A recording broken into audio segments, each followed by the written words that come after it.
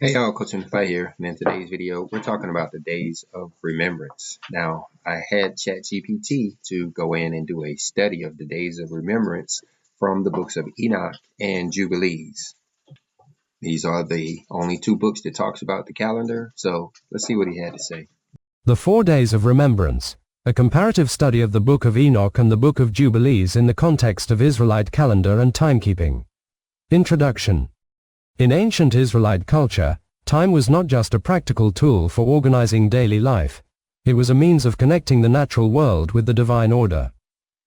Both the Book of Enoch and the Book of Jubilees offer intricate insights into how the movements of the sun, moon, and stars govern time.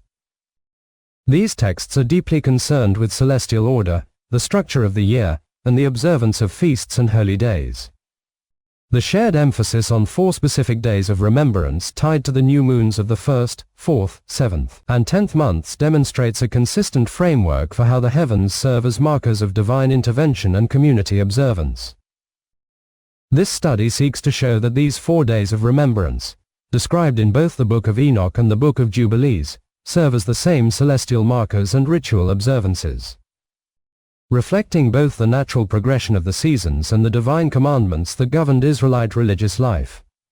Chapter 1. Understanding the celestial markers of time in the Book of Enoch and the Book of Jubilees. Both the Book of Enoch and the Book of Jubilees provide rich descriptions of how the natural world is ordered by divine principles. They detail the sun's journey through the sky, the moon's cycles, and how these movements should guide the lives of the people. However, there are particular days that stand out in both texts as crucial markers in the calendar, the 4 new moons marking the beginning of the 1st, 4th, 7th, and 10th months. In the Book of Enoch, these 4 days are explicitly described as times of remembrance or testimony. They are mentioned as days when celestial phenomena reveal divine intentions and remind the people of the heavenly order. And on the new moon of the 1st month, and on the new moon of the 4th month, and on the new moon of the 7th month. And on the new moon of the 10th month are the days of remembrance, and the days of the seasons in the 4 divisions of the year. These are written and ordained as a testimony forever. Book of Enoch, 73:1, Lawrence translation. This pattern aligns with a seasonal understanding of the year, breaking it into 4 periods, each marked by a new moon.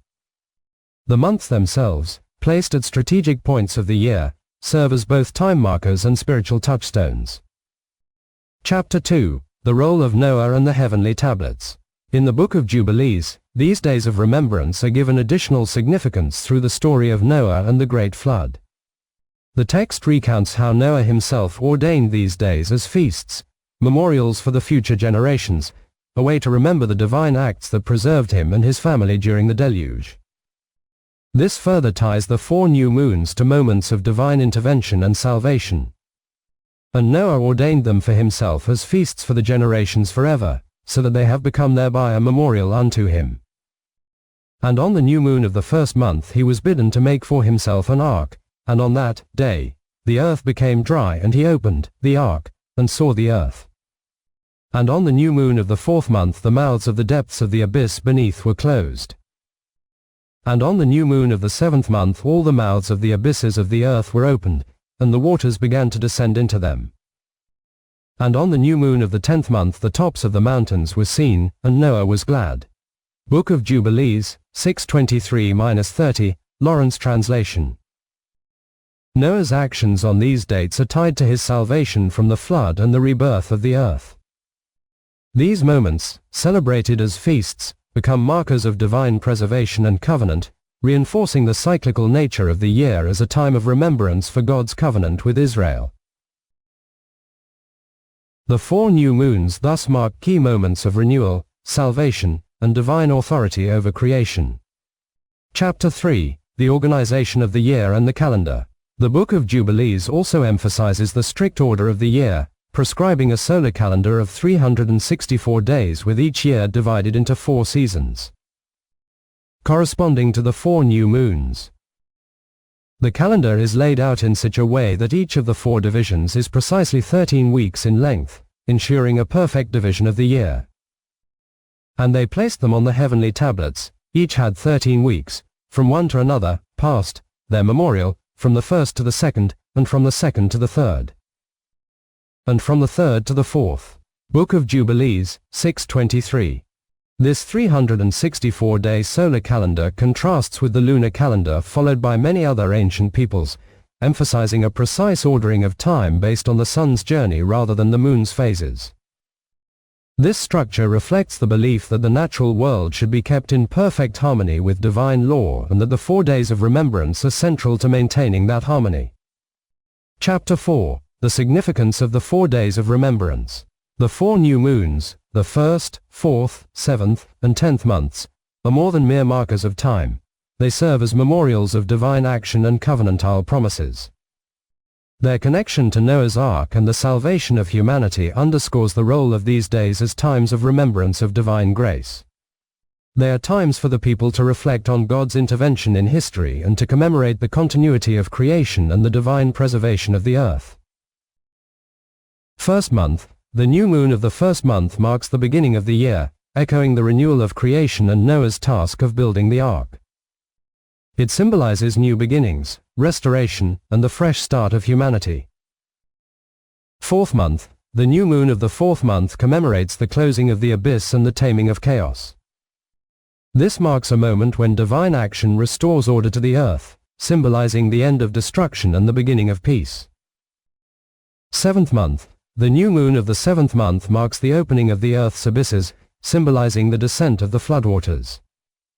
It marks the moment when the earth is cleansed and prepared for renewal. 10th month. The new moon of the 10th month marks the moment when Noah saw the tops of the mountains, signaling the end of the flood and the beginning of a new era for humanity. It represents hope, restoration, and the emergence of life from destruction. These 4 days serve as markers of the divine promise to Noah and the covenant made with him, and they are ordained as feasts to commemorate these crucial moments in salvation history.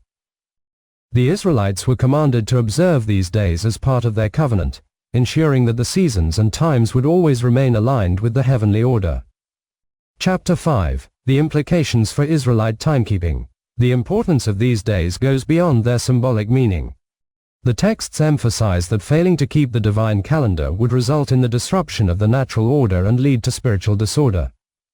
According to the Book of Jubilees, neglecting these days would cause people to lose their way in the natural and spiritual cycles. But if they do neglect and do not observe them according to his commandment, then they will disturb all their seasons and the years will be dislodged from this order, and they will neglect their ordinances. And all the children of Israel will forget and will not find the path of the years, and will forget the new moons, and seasons, and Sabbaths, and they will go wrong as to all the order of the years. Book of Jubilees, 6:35-36.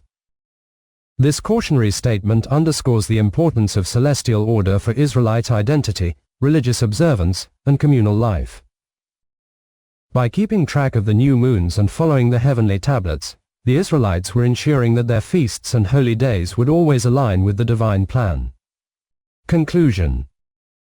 The 4 new moons of the 1st, 4th, 7th, and 10th months, as described in both the Book of Enoch and the Book of Jubilees, are more than just markers in a calendar. They are sacred moments that reflect the divine design for the world and humanity. These days of remembrance are deeply embedded in the story of Noah and the covenant with Israel. They remind the community of God's role in preserving and renewing creation, and they offer a structure for living in harmony with the natural order. The alignment of these days in both texts reveals a shared, enduring understanding of time that underscores the sacredness of the seasons and the celestial cycles as reflections of divine truth. Well, there you have it. The seasonal days, the days of remembrance, these 4 days that are added to the calendar. If you got anything out of this video, hit the like button. If you didn't, hit the dislike button. But make sure you're subscribed because we'll be giving more information about these days. And I'll see you in the comment section.